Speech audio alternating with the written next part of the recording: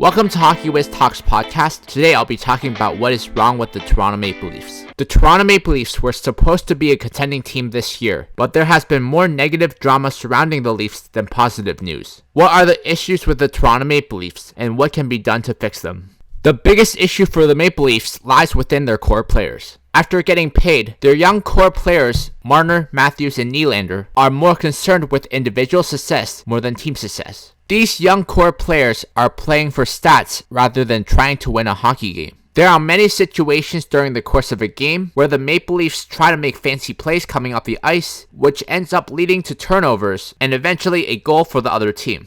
The Leafs need to get a coach that can get their core players to do the little things that win a hockey game. That coach needs to be able to convince the players that in order to win a Stanley Cup, they need to sacrifice individual statistics. This approach is exactly what was done when Scotty Bowman took over as head coach of the Detroit Red Wings. Before Steve Yzerman became a great two-way player in Detroit, he was putting up over 100 points but never enjoyed playoff success. Yzerman's career turned around when Scotty Bowman came along and made him commit to being a two-way player. Detroit would not win all those Stanley Cups. Sergei Fedorov was another highly skilled player who transformed his game under Scotty Bowman. Fedorov had all the skills to put up over 100 points a season, but he would settle for 80 to 90 points and played a two-way game. Obviously, there is no coach available right now like Scotty Bowman, but the point is that the new coach of the Maple Leafs has to get Marner and Matthews to focus on playing a two-way game. Until they do that, they won't win a cup.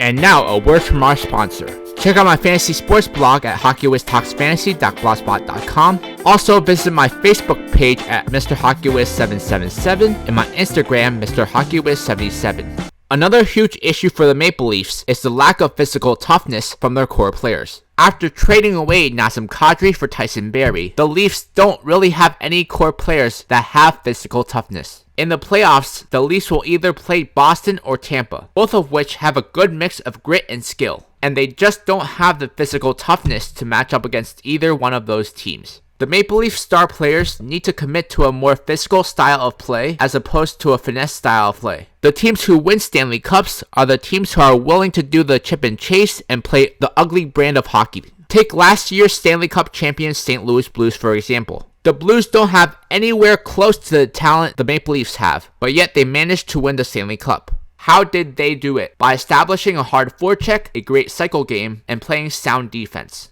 Which brings me to my third issue. Their defense is terrible. Defense wins championships, and if the Maple Leafs defense continues to be dreadful, they would be lucky to get out of the first round. Being that the Leafs most likely would be matched up against the Lightning in the first round, if they can't tighten up defensively, they will have no shot at winning. Playing Cody Ceci on the first pair is asking for trouble. He should be on the third pair.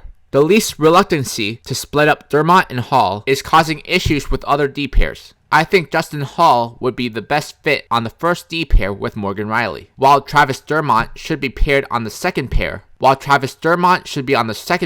Tyson Barrie until Jake Muzzin returns. When fully healthy, the first pair should be Morgan Rielly and Justin Hall, the second D pair should be Jake Muzzin and Tyson Barrie, and the third D pair should be Travis Dermott and Cody Ceci. While Rasmus Sandin might be a great defenseman in the future, right now the Leafs need stability on the blue line, and he's not playing over Rielly, Muzzin, or Dermott right now.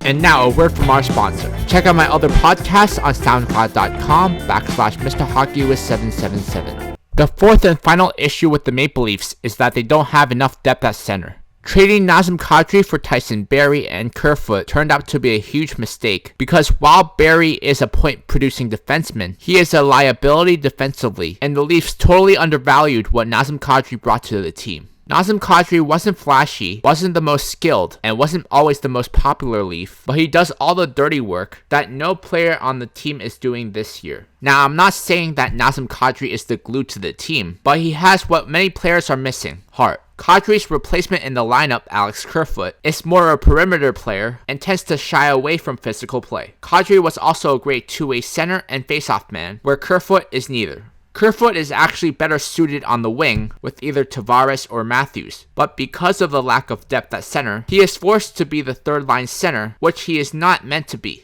The Toronto Maple Leafs will most likely still make the playoffs because of their skill, but they will be crushed in the playoffs when they face Tampa Bay, and if they manage to beat Tampa Bay, Boston. Next, what is wrong with the Buffalo Sabres?